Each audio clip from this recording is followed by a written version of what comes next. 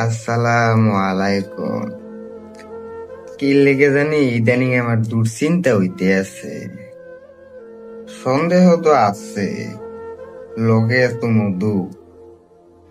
যাই হোক, যদি ভুল কমেও যদি আমার সন্দেহ সঠিক হয়ে থাকে, আর মনে করে থাও তোমরা আমার সেক্রিফাইসের বুঝ দিবা। ফাঁকি মানদার পোলা।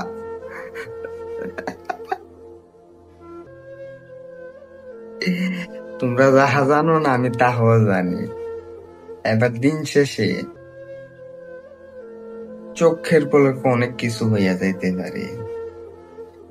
এটা আমার মনের উপরে নির্ভর করে কোন বালা উতাল হইয়া ওঠে।